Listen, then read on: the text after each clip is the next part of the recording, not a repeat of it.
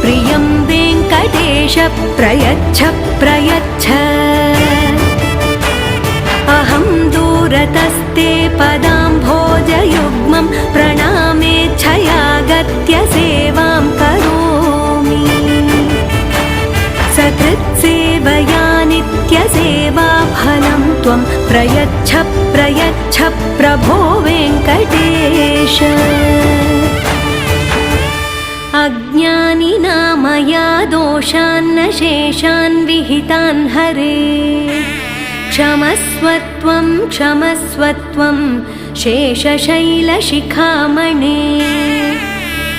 अज्ञानिना मया दोषान्न शेषान् विहितान् हरे क्षमस्वत्वं क्षमस्वत्वं शेषशैलशिखा